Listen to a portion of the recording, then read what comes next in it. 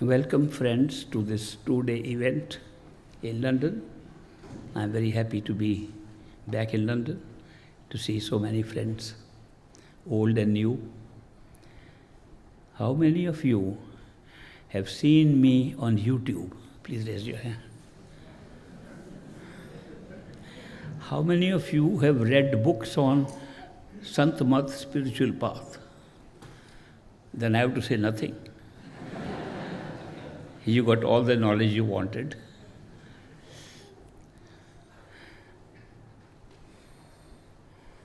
You see a picture here. Great master, Hazur Maharaj Baba Sawan Singh. He was my master. Since you have all the knowledge already about this path, I don't have to share any more with you. But I can tell you a few things about my master. He is called Great Master. I call him Greatest Master. I have not met anybody, including all the masters, who can compare with him. I first time came to United States and a song was playing. Nothing connected with spirituality, but the first words I heard, "Nothing compares to you." It's an American song and has a different context.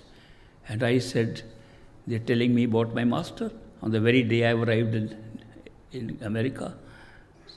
And in India we say in Punjabi, nahi risa. There's no comparison. There is no comparison when you come to know who a master is. He is ordinary person, born like anybody else. He was raised in a village, like most of us in small places, lived like us. They didn't have very good toilet facilities, but he went to share like us. No, he didn't all shares. I only talk of those who shave, because shit, shower, shave. Anyway, I am trying to make a point. He lived like any other human being, ordinary human being. He never performed magical miracles in the street to show how powerful he was. He never claimed that he was a master. People asked him, "Are you a master?" He said, "No, I am only a sevadar. I am only a sevadar of my master, Baba Jamal Singh." He said, "But you do transform the lives of people." I don't do it. My master does it. That kind of humility, ordinary. Yet, how he transformed the lives of so many people, it's amazing. What is the difference between a perfect living master, Param Sant Satguru, and an ordinary person? If both are living the same way, both talk the same way, and normally dress up the same way. Some don't dress up the same way. Some put on different colored robes, white, saffron, yellow, different colors, blue. They distinguish themselves, but perfect living masters don't do that. They live like ordinary people. What is the difference between an ordinary person and a perfect living master like Baba Sawan Singh? Difference is not in their human life. Difference is not in their behavior. Difference is not in their lifestyle. Difference is in their awareness. How much they are aware of. We ordinary human beings have an awareness limited to our physical experience in a physical world. We are living in a physical body. When you are in a physical body, only the physical world becomes real. Our only reality at this time is our physical world. We can't see anything else. Somebody comes and says, "I did a lot of meditation and I saw something." If he has really seen something more real, why will he tell me the story here? Obviously, this is more real that he can tell me a story. If I knew something more, why would I come and give you a talk here? If we are dream-like creatures and not real, why would I give a talk? Obviously, when we are wearing a physical body, physical reality is the only reality. If we go to sleep and have a dream, in the dream, we don't have this body, a different body, a dream body. This body is sleeping in the bed, but a dream body is moving around. While the dream body is moving around, the dream is real. If this body were to wake up, dream becomes unreal. Very simple. That we have the ability to have different levels of reality, different levels of consciousness. When we are in a state of wakefulness here in the physical world, the only reality we know is physical reality. When we go to sleep and have a dream, the only reality is dream reality. Supposing we feel in a dream that we are dreaming. I don't know how many of you had that dream. I had many times a dream in which I knew dreaming. That I would tell everybody there, you know it's a dream, it's not real. If I really knew it's a dream, who am I talking to? When I wake up, I don't tell anybody. Which means, even if you speak the truth about another level of reality, of wakefulness, you are still considering the state you are in as the only reality. This is such a remarkable thing. That is why some people say this is not real, this is Maya, Mithya, it's just illusion. And I question them. There was a man who came to the Dera in Great Master's time. And he began to boast to people, I am talking from Parbrahm, I am talking from such high levels. And I was a young child at that time, but I had heard enough of Great Master's talks to know that a man who has realized something does not boast like that. He is humble. Such a person is humble. And here this man is talking so much that he has gone beyond the mind, beyond the senses, and he has crossed the area where the 5 vices disappear. So I had a little trick in my mind. I happened to have a safety pin with me. So I opened up the safety pin, and while he was boasting, I went behind him and poked the safety pin. It was a little trickery, but I knew I could run faster than him. That's what he did. He got so angry and he chased me.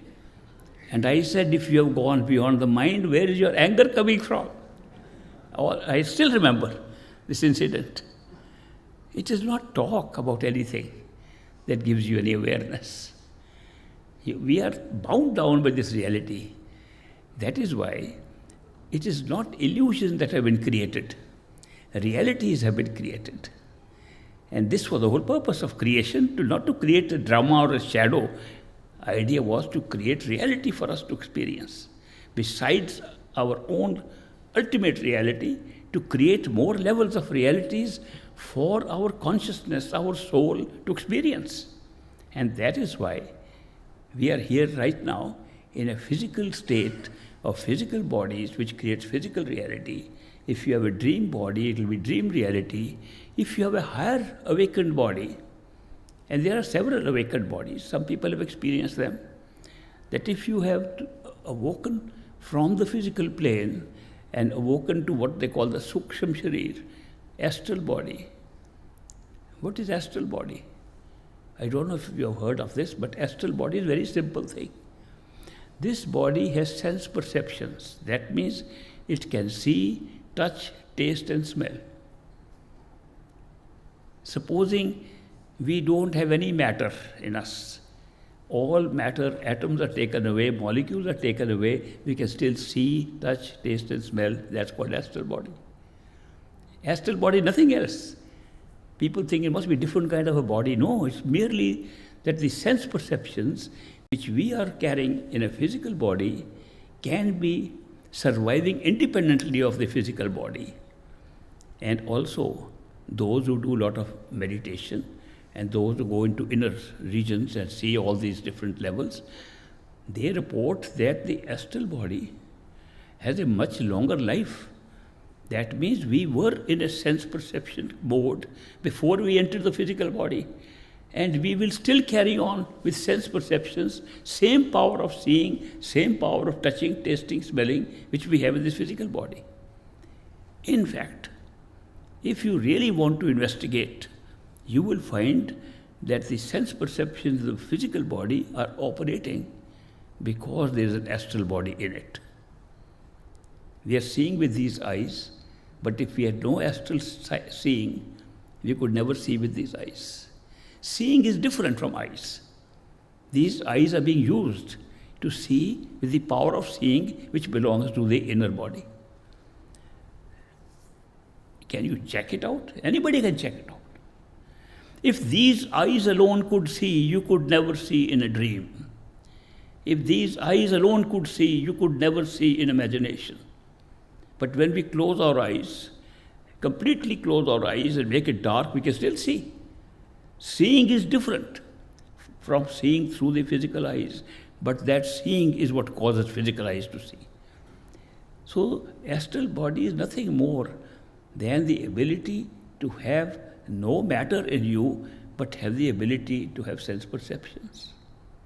There's another body, even more subtle, also placed inside us. Astral body is placed inside, so we use the organs of the physical body almost at the same places where the astral body is supposed to function.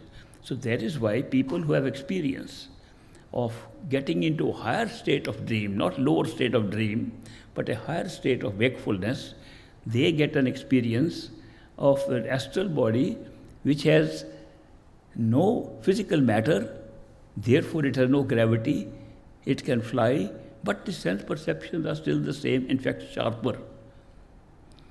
People who have weak eyes and they use glasses, astral body does not need glasses. It's amazing, you can try. People can't read a newspaper here. In meditation, they can read. Not only in meditation, in imagination they can read. If you just close your eyes and imagine you are reading a newspaper, your eyesight is good. But if you are trying to open physical eyes and read, you can't see. You need glasses. So the power of using our sense perceptions is independent from this physical body. People don't go to that physical body as a person.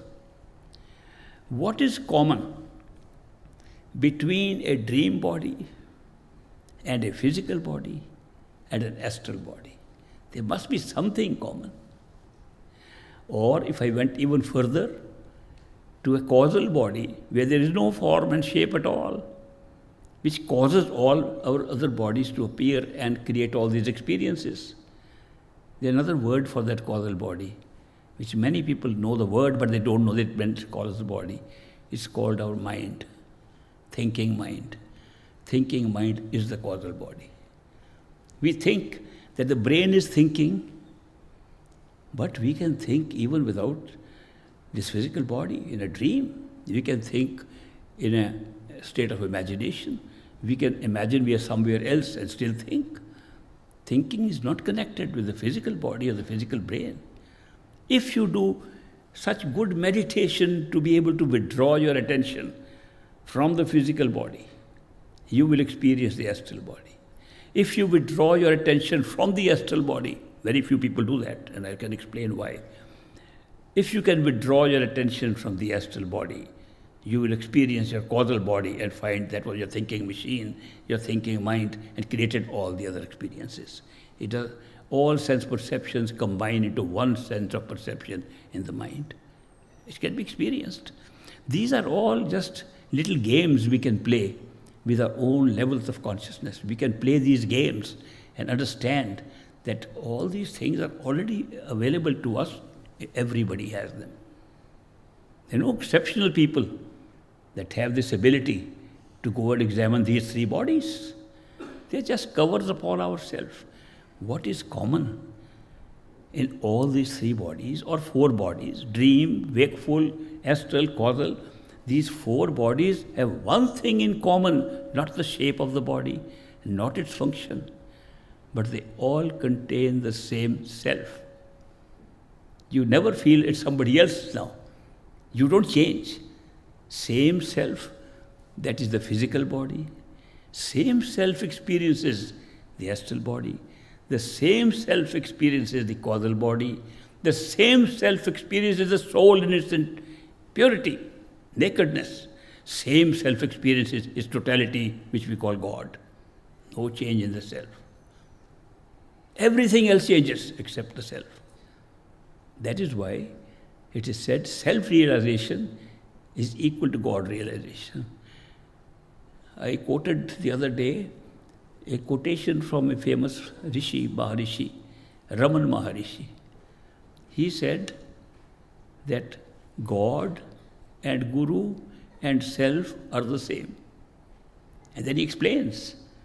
He says, so long as we feel separated from our own Creator, we feel some other power has created us, we worship God. We worship God because He's separated. He's somewhere else, sitting up in heaven or wherever He's sitting. We try to find Him. We go to different buildings called temples, churches, mosques, synagogues, and so on. We search for Him. And therefore we think He's somewhere else. Maybe He's not here at all. Maybe somewhere. I see many people worshipping God by looking up. I also try to see, could He be living some in the sky or somewhere? Because we have separated. It's a concept that we have created, that God is separate somewhere, so we have to worship Him. And that is why a stage in a seeker's life comes when they worship and seek God.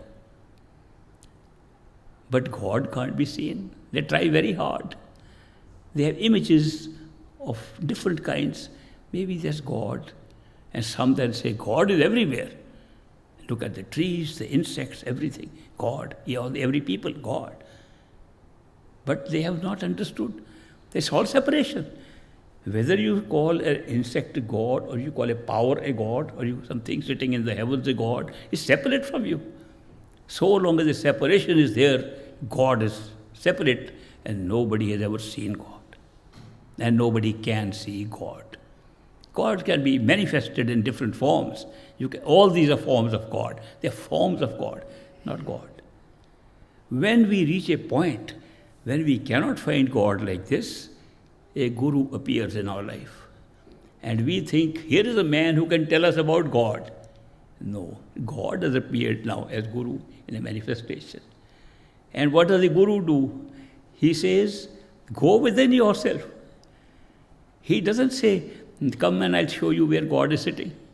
He says, go within yourself. We say, but the guru is outside, how can we go within? Guru explains, I am only a reflection of the guru.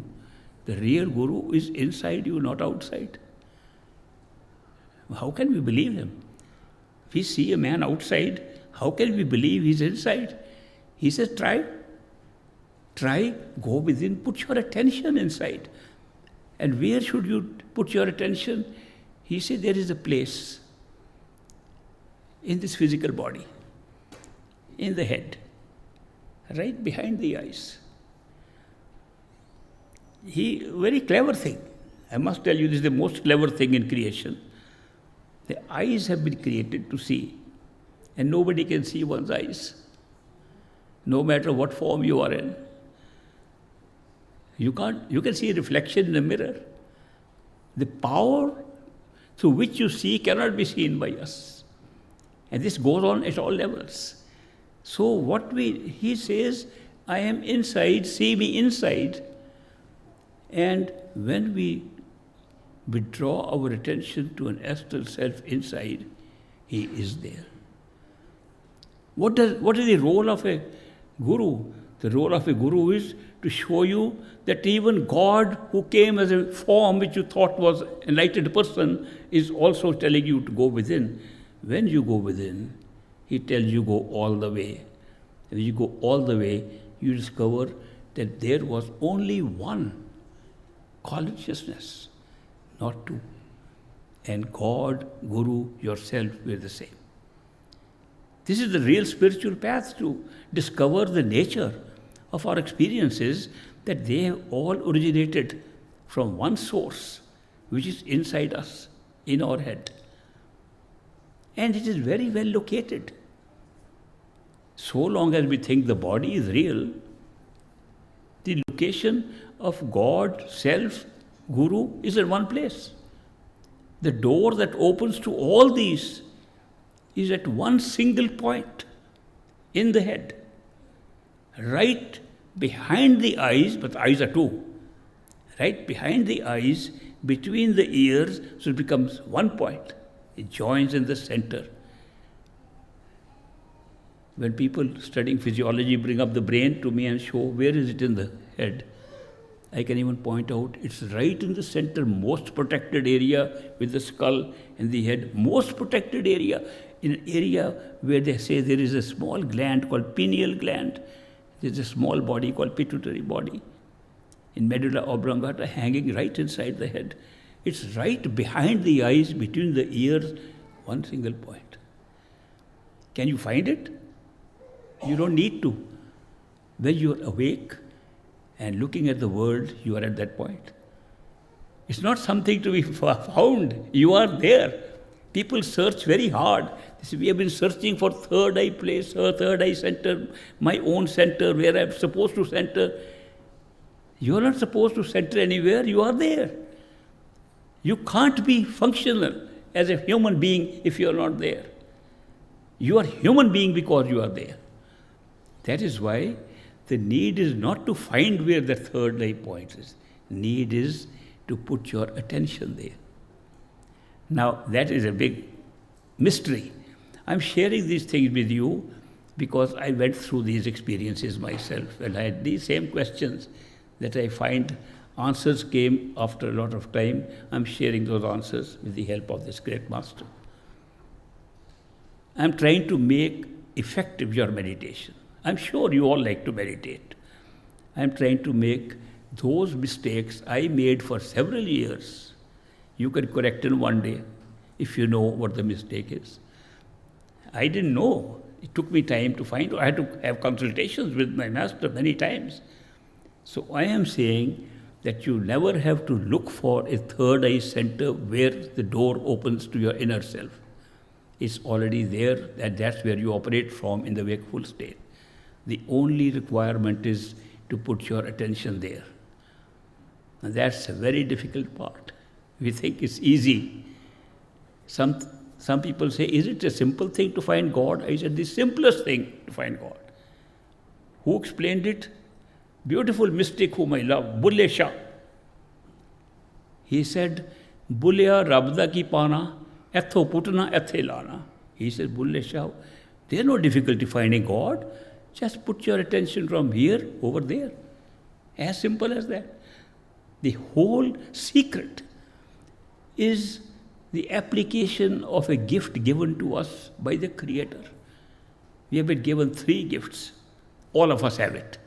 If we apply those 3 gifts, we can find God. What are those 3 gifts? First, of course, is that we are conscious. Second, that we have the power of imagination. Third, we have the power to use attention through imagination. That means we can go anywhere through attention. We can also go inside with attention. And there is one extraordinary feature in attention. It can be concentrated. For example, a beautiful flower next to me. I am going to look at these flowers. Now, I had a general glimpse of the flower, glimpse of everybody.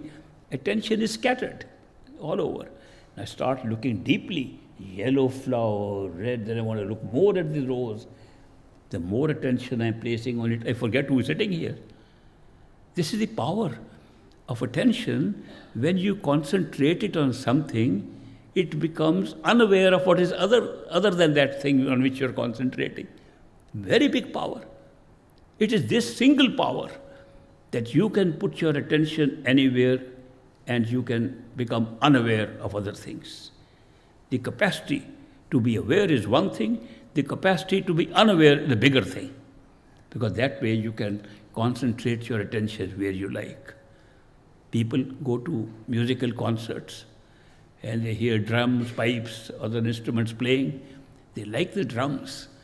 And you listen carefully with attention on the drums become louder and others are becoming less. There's no change there. Your attention can make one thing more part of your awareness, other things become unaware. It is this secret that we can use to put our attention on our own self. Where? From where we are operating in physical plane, third eye center, behind the eyes, between the ears. It's a one point. If you cross two lines, back on the eyes, straight line here, a bridge is formed, sitting on the center of that bridge. And you are already there. So, you put your attention on yourself, keep concentrating your attention, you will become unaware of where you are sitting, what is happening in the world. Your attention is all there. Eventually, you won't even know where your hands and feet are. You won't even know where your legs are. If you keep your attention in the head, you won't even know where your body is. This ability to withdraw your awareness from your whole body, what does it do? You are very highly concentrated in your attention, unaware of the body. You are not sleeping. You are not gone anywhere. But you have opened up something of your own self, which you have always imagined you are there. You always imagine I can go on top of the roof. I can imagine I can fly. This imagination is not as imaginary as you think. This imagination was a power of using sense perceptions or an astral self wherever you liked. Now you're imagining you are there. I used a good word. I said you are imagining you are there. Do you know that's the secret of good meditation? Because otherwise, we have learned through our entire life how to concentrate attention by focusing on something. Put your attention on your book. We are here, book is here. Put your attention on that thing. We are here, they are there. We are used to focusing attention on things. So when a teacher, a master tells us, meditate and put your attention on your own self, we try to create a little bit of our own self and look at it. There I am sitting. That's not you. You made it up. You are the one looking at that. Focusing attention does not work in meditation at all. And people have spent their lifetime doing this. My friends, I feel so sorry when they come and tell me, we have been focusing attention. And I say, how do you focus attention? We close our eyes and we are thinking we are sitting right there. I say, how small are you? This little bit, small, sitting there in the head. And we are looking at it and focusing. This is me in the third eye center. That's not a third eye center. That's not even in your head. That's outside your head. People say, how can you say? I can see in my head. I gave them a simple experiment to see if what you think is yourself sitting in the head is yourself or not, by saying, look, you know where your eyes are. You don't have to open your eyes to know where they are. Your body tells you where they are. So you close your eyes and touch your eyes with your hands like this. You can do it any number of times. You don't have to open your eyes to know where they are. You know where they are. You could touch them. Okay. Now you make that image with your eyes closed. And see it's in your head and bring your hands up. And as you will bring your hands up, you will not even reach your eyes when you will see crossing that little image of yours. Image is not inside at all. It's being made just outside. And we think we are doing meditation on us.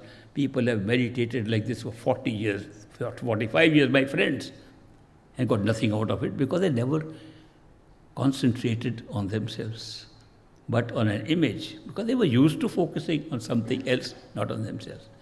Focusing attention is completely different from withdrawal of attention. What the spiritual experience requires is withdrawal of attention, not focusing. Withdrawal of attention is a different thing, and we have not practiced it. There's hardly any opportunity in our life to practice withdrawal of attention to ourselves. But there's a way of doing it. And that is where the great faculty of imagination comes into play. If you close your eyes and imagining you are sitting in the center, not looking at anything, you are in the center looking at the blankness in front of you. No matter where it is, you are sitting in the center and saying, where are my eyes? Are they in front? Are my ears on the side? No, I am little front. Let me push myself back. That's imagining yourself is withdrawal of attention to yourself.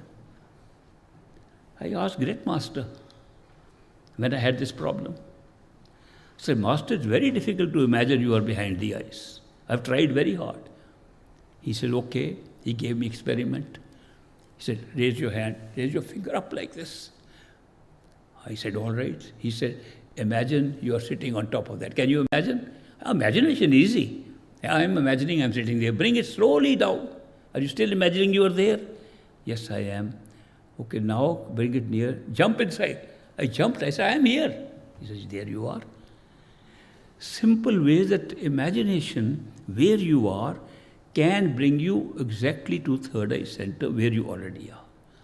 So, imagination, attention, concentration of attention are the secrets of good meditation. And good meditation can lead you to all experiences. The only requirement is that if you want to awake from this body, you must imagine you are in the third eye center in the head of this body. If you want to awake more, you can't do that by imagining you are here. Then you have to imagine you are in the third eye center of the inner body. A mistake people make, they keep on meditating here and they remain in the physical body. Physical awareness does not go away easily. Even if it went halfway, you would have experiences of the inner body. You could switch at any time to imagining you are at the third eye center of the inner body. Then you can open the door to the next body. The next body does not have any shape like this one. Astral has, because we are using it like that. That has got somehow a feeling that you have a shape but it's shapeless. You still have a feeling that you have eyes. There are no eyes, but you can see. So that part where you can see is a withdrawal of attention. It does not do anything because you don't have a body to withdraw. That is why no amount of effort by anybody has ever crossed the causal plane or the mind. All effort we create is by the mind. You cannot use the mind to cross the mind. This is not a spiritual experience. All that I am sharing with you is just an experience of seeing different bodies of yours covering yourself. You've not found yourself. Big mistake. People try so hard. Trying hard is a mental exercise. Trying hard only keeps you within the mind. Spirituality is not in the mind.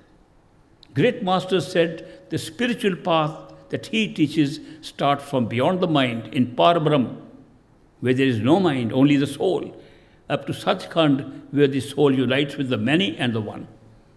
That is the spiritual path. If we are doing meditation only with the mind, with all our effort, and achieving these results, we have not gone on a spiritual path yet. Therefore, no amount of effort can do it. I'll tell you a little story now about Great Master. There was a very important official in a town called Kapurthala, about 20 miles away, 25 miles away from the Dera of Great Master.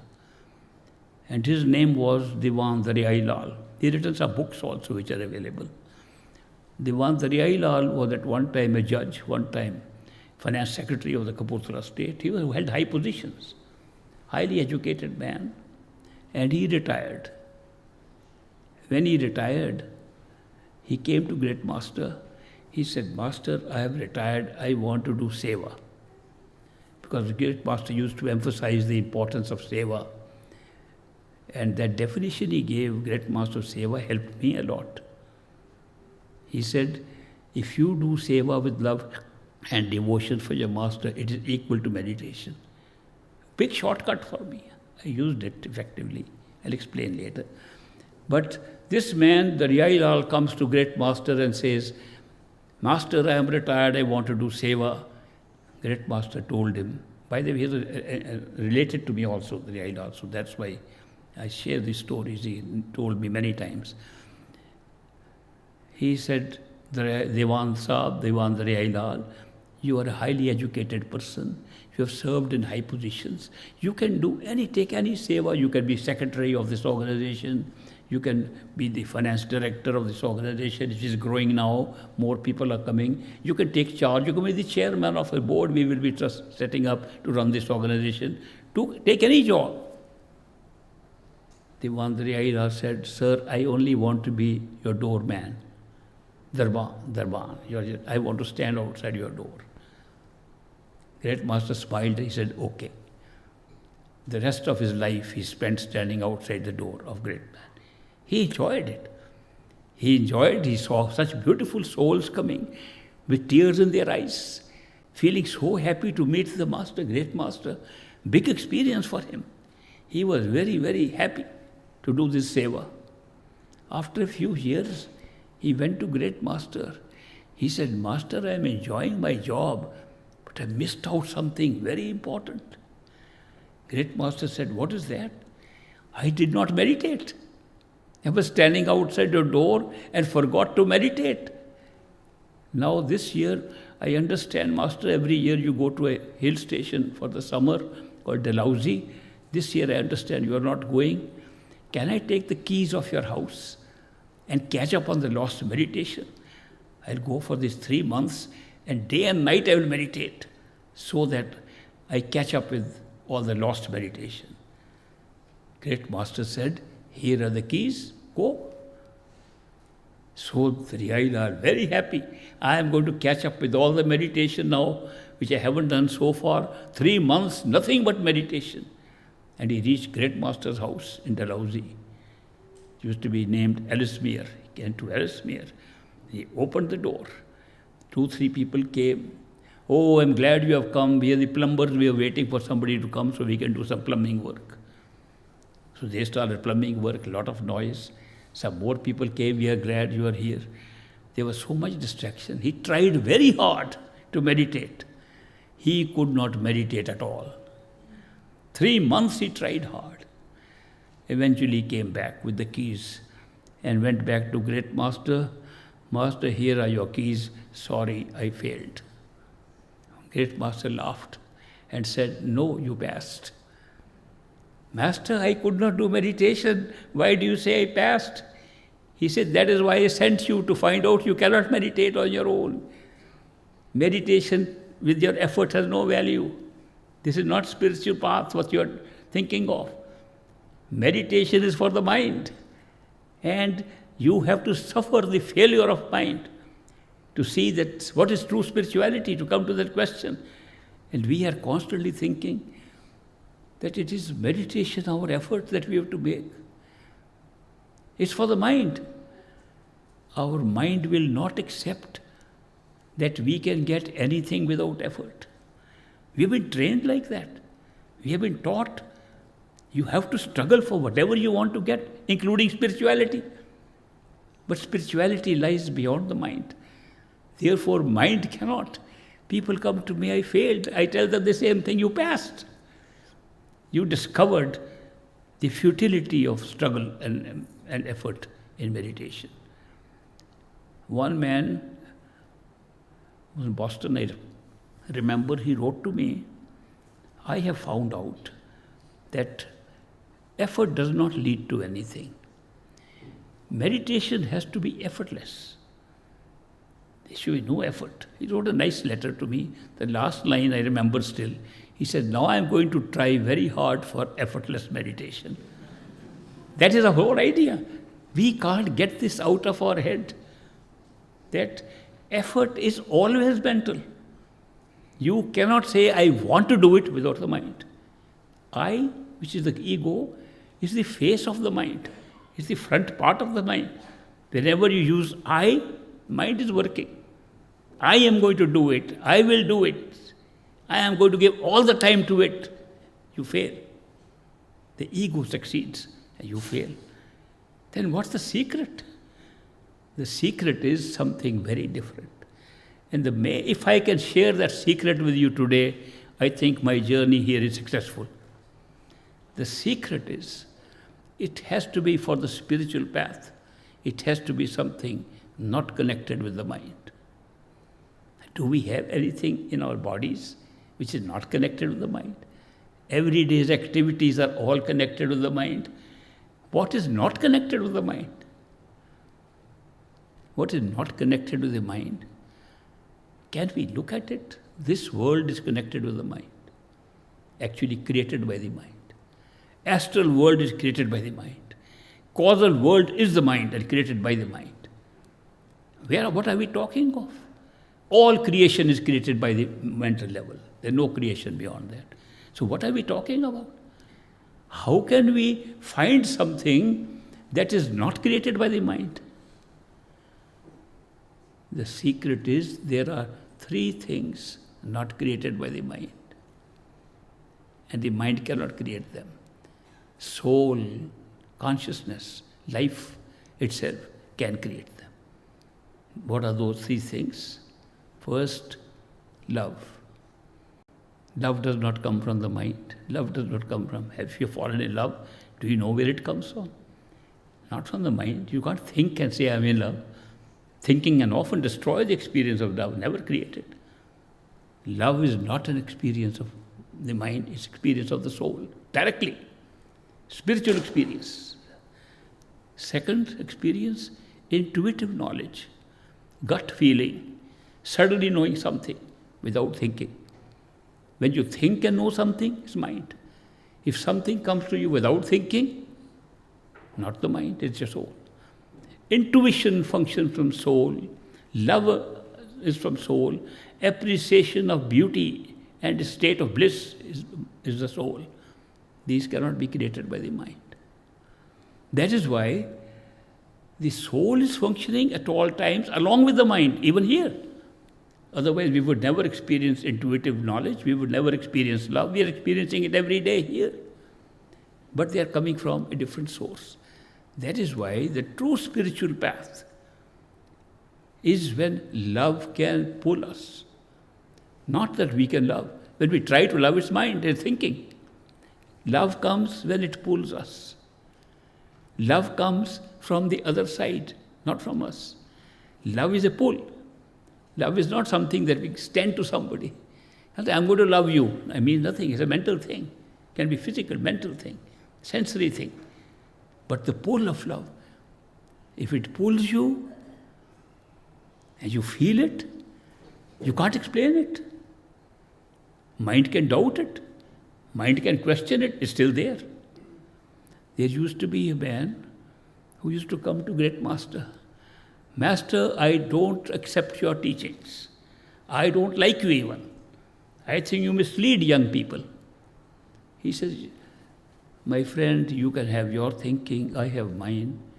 We all have a right to think what they like. But thank you for expressing your opinion to me. He went away, next week came again. Master, I've come to tell you I don't accept your teachings. He said, yes, you told me last time, but what brings you here today? He couldn't explain. He came third time again. His mind thinking he doesn't accept the teachings. His mind thinking he doesn't accept what the Master is saying. The pull of love was still bringing him back and back again. Of course, later on he got initiated by the Great Master.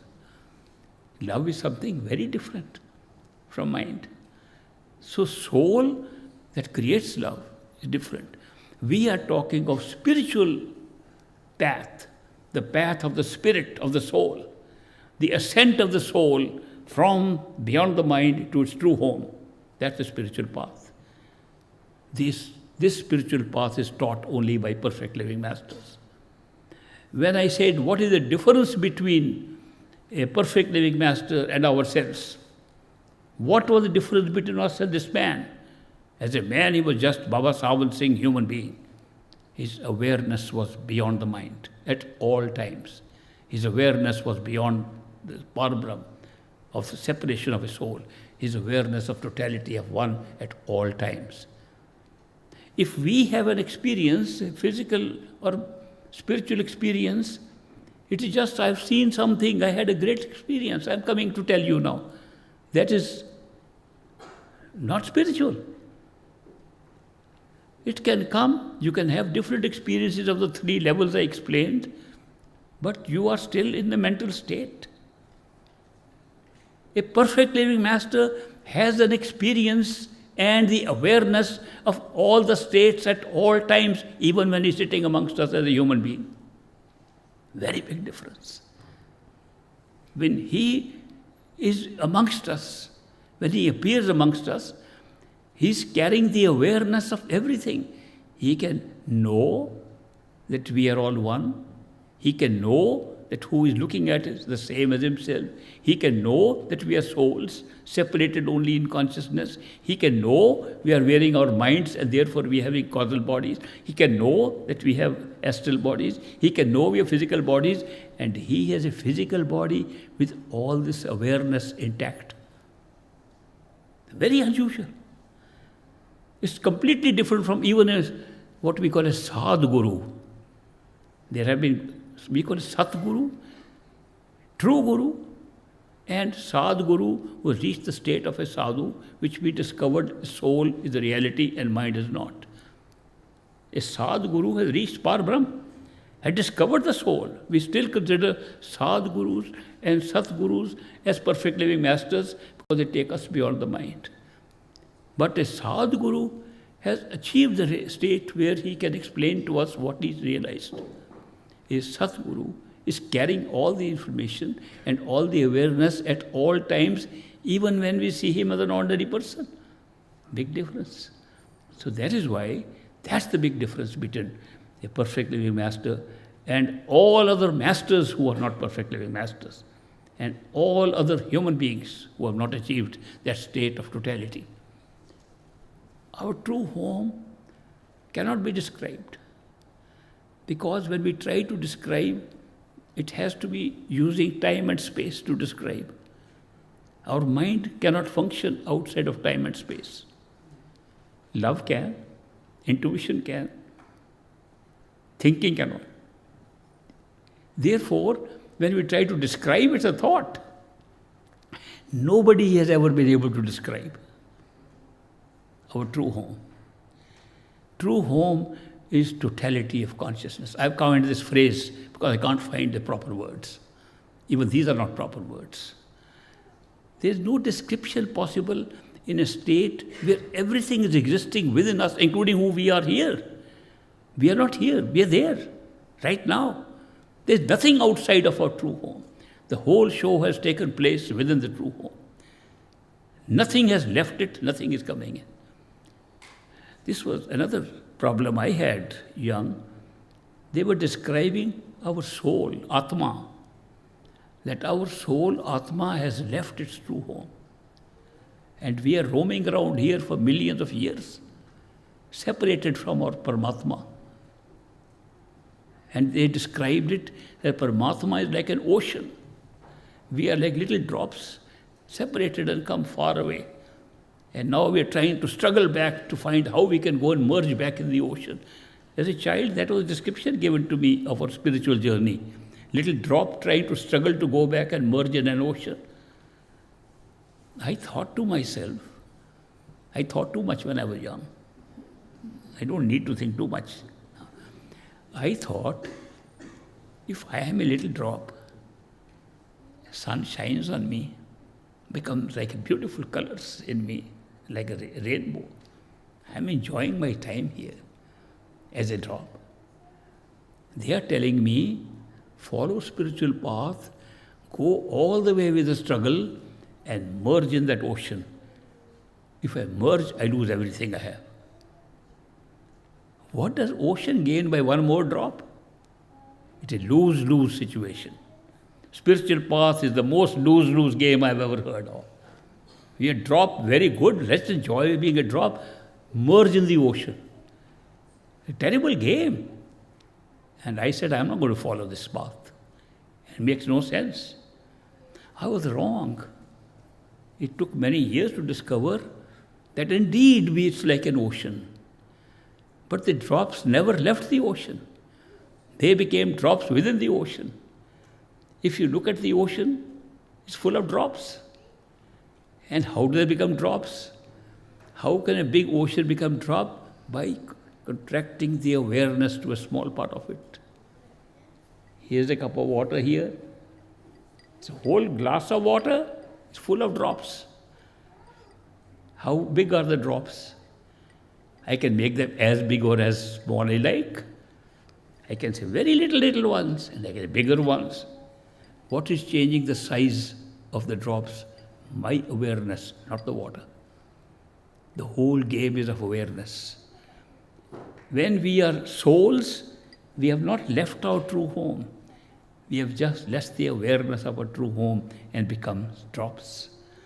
And we can experience.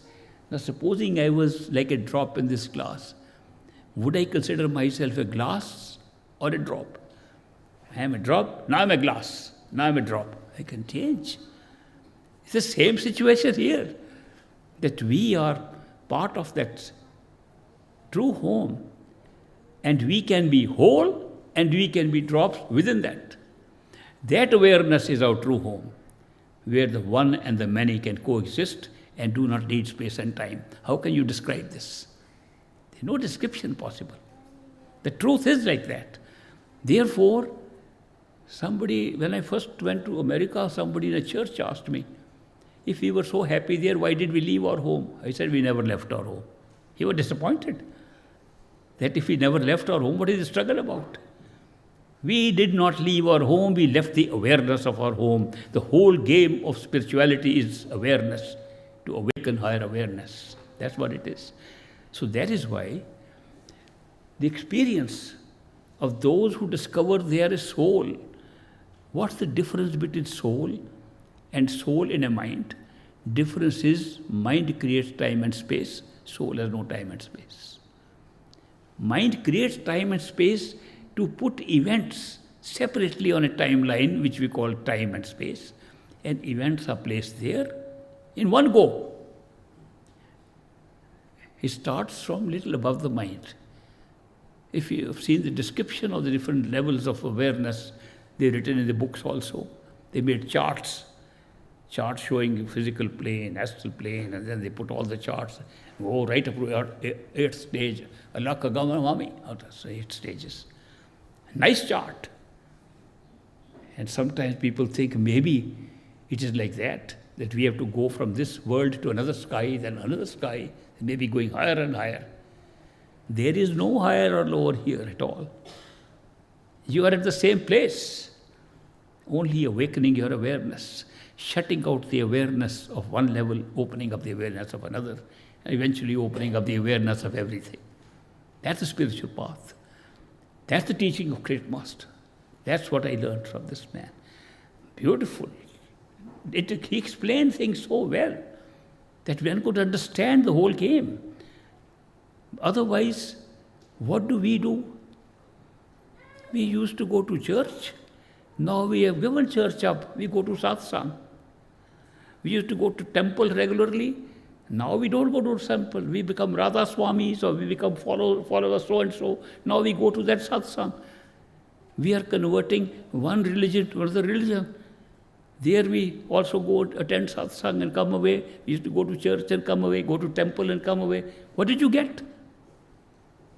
How can we make the teachings of these masters, great master, into mere ritual of attending? Imagine how many of us are initiated by perfect living masters, been given the pathway to find this whole truth. And what are we busy with? We're busy with all the important things of this world. Somebody wrote to me yesterday, why is there so much terror happening in this world? Why so many bad things are happening in this world? Can't masters who are great masters do something about it? I thought to myself, if the man was dreaming that a lot of things were happening there, would he be trying to correct the dreams? How would he wake up and find it was just a dream? Supposing you have a nightmare, terrible dream. Everything bad is happening in your dream. And you will scream in your dream. And you wake up. What do you say? Thank God it was a dream. That's what we all say in our true home. Thank God it was all a dream, like the whole thing. Nothing was actually created. It was extension of consciousness. Consciousness has this beautiful ability when it becomes conscious of anything and can be conscious of anything whatsoever, infinite capacity. When it becomes conscious, we call it creation, because it looks like it's created. That's very interesting. There was a lady, she was a very famous disciple of Mahatma Gandhi, and she running a dance school, so I happened to go there in one of my official capacities. She invited me for tea. She said, explain to me only one thing. We are taking our art form and we're taking our dancing very seriously as real. Our Shastras, our spiritual books say it is all Maya. I understand, Maya is illusion. If it's illusion, why are we taking it so real? And if we have knowledge, it is illusion, why are we still taking it as real? I said, Maya is being mistranslated. It is not illusion. I was having a cup of tea with her. I said, do you see this cup? Tell me, is it real or not? She said, it looks real to me. I said, to tell you the truth, it is real. I said, do you know what is real? What I just said to you. Do you see the cup? I can see. The seeing of the cup is real. I now taste the tea. Was the tea real? I tasted it. It is real. Very nice tasting tea. I said, then the tea is real? Where is the Maya here? I said, Maya is that the taste of tea was real, but not the tea. The seeing of the cup was real, but not the cup. It's very interesting. I said, supposing we were sleeping, having a dream, same dream. In the dream, we are having a cup of tea. And we taste the tea, it's very nice taste. We touch the cup, it's a very nice cup. We touched it, proven it's real, we wake up. Now what was real? The dream was real. We actually experienced the touching of the cup. We actually experienced the drinking of the tea. That was real. The cup was not real, tea was not real. That's the Maya. Maya does not mean everything is unreal. Maya is splitting this, that experiences are always real. When we translate those experiences as if the things that are creating experience are real, that's the illusion.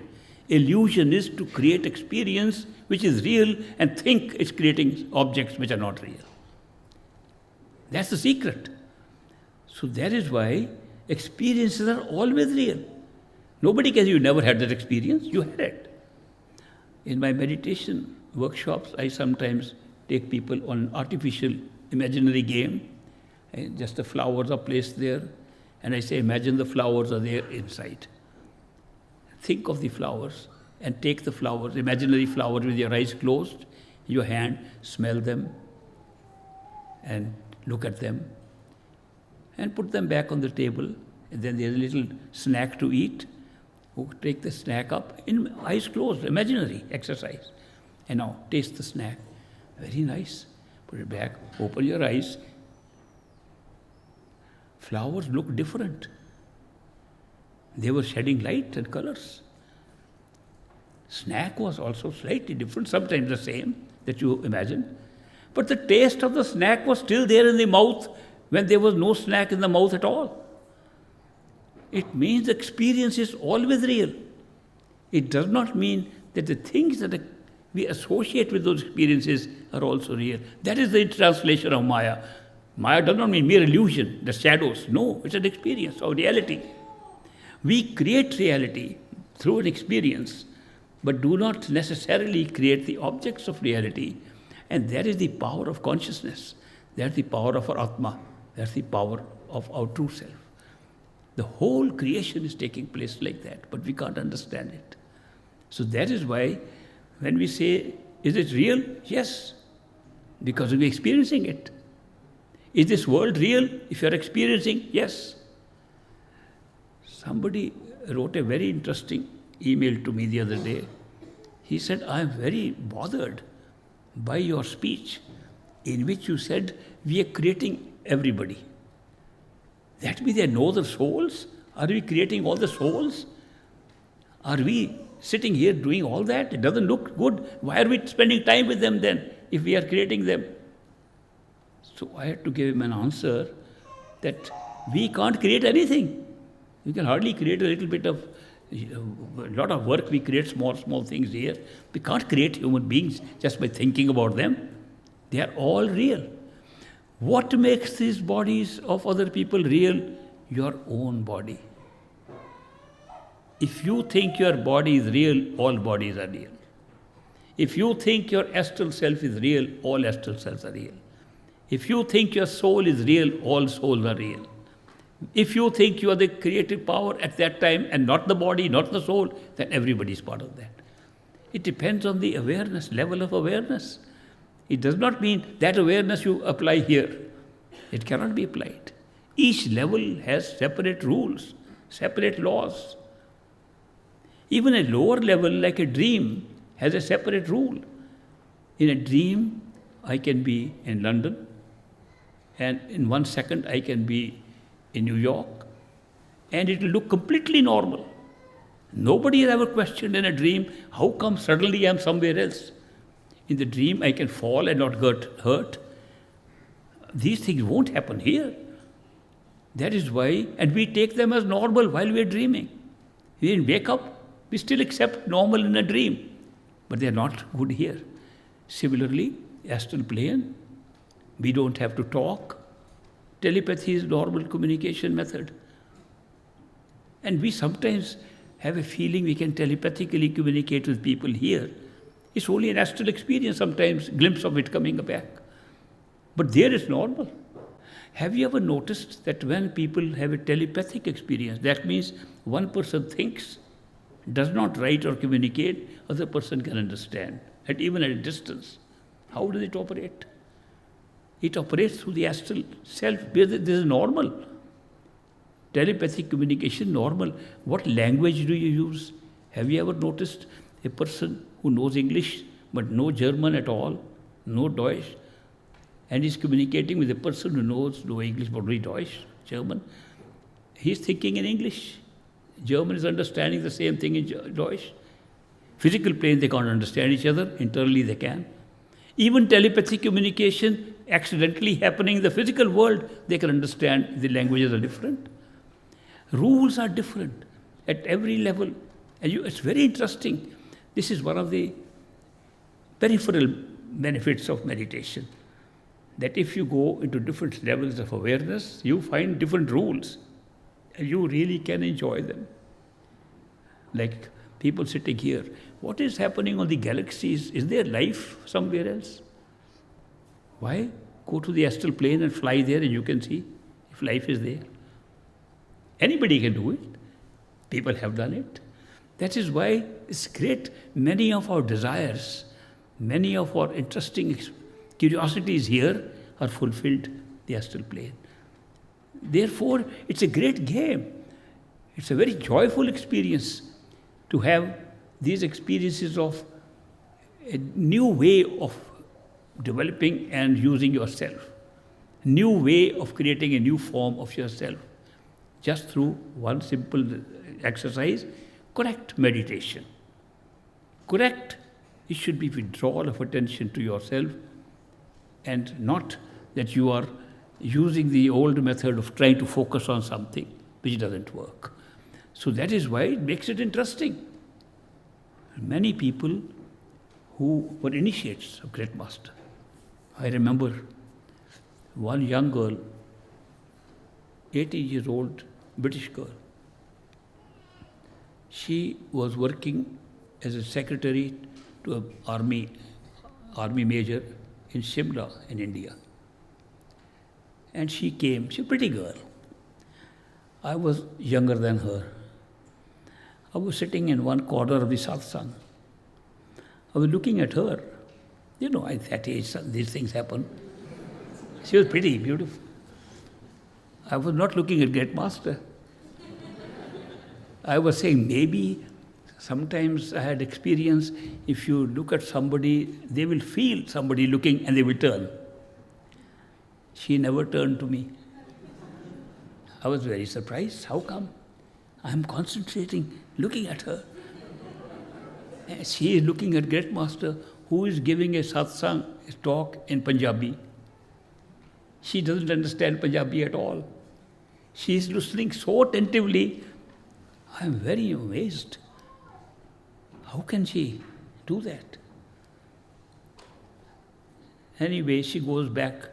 She goes to Shimla and writes a letter from there. She got initiated from Great Master. In a few days, 3 or 4 days, she wrote a letter. And my grandfather was one of those people who used to be given duties by Great Master to reply to certain letters in English.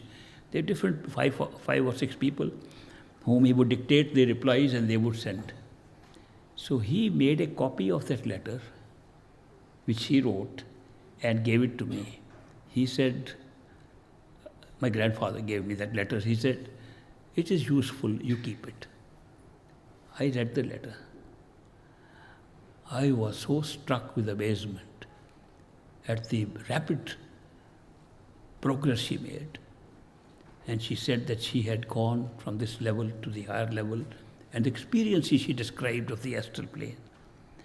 And she said, in my physical plane, I was so touched by the beauty of things, my artistic abilities, my artistic tendencies began to play. I didn't want to leave. I didn't want to go further. But for your love, I would never have moved further. And then she said, I did. In spite of those tendencies, your love pulled me, and I went to the next stage. Now I'm near a very great void.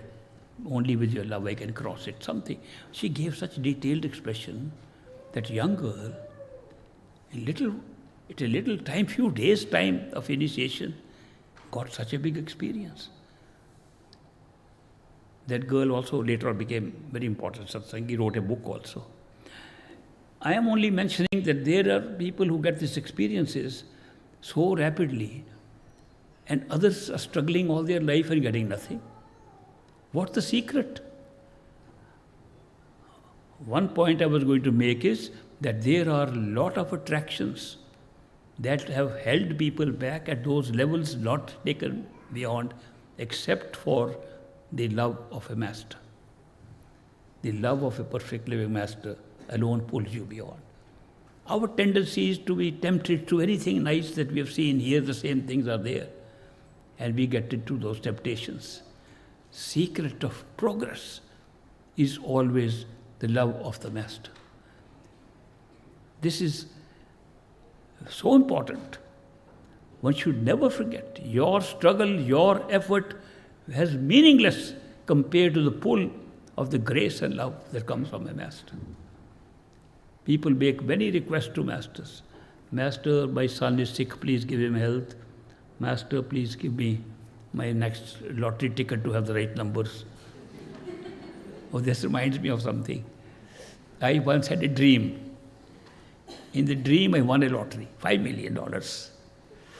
And when I was going to receive the money, they were going to bring, they said, check or cash? I said, cash. So many dollar bills were coming.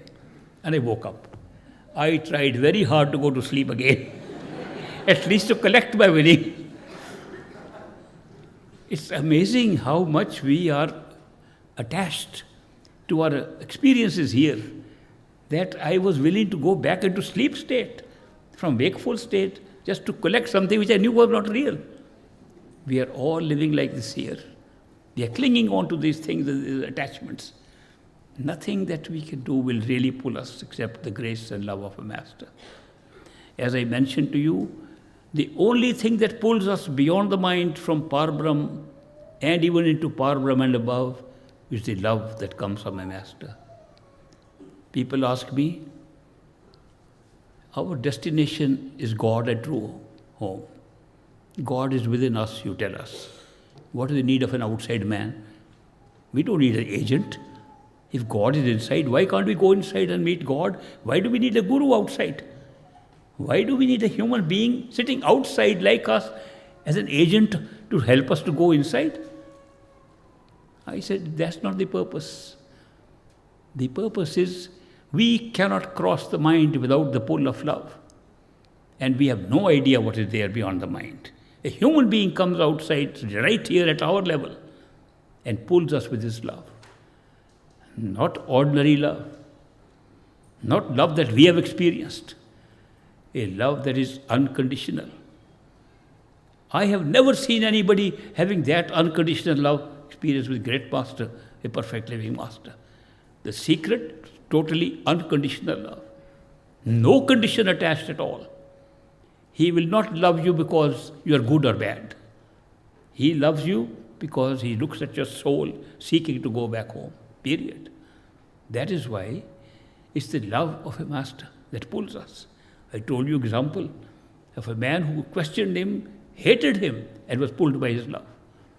His mind could not stop him. Mind has doubts, and doubts lead to fear. We all have doubts and fear. And it is only through the love, which is more powerful than our mind, that the doubts and the fears are overridden, and the love can pull us. And imagine, if that is the secret, why not tag on to that secret right from here? That we do meditation with love and devotion. We can't develop love. It has to come from the master.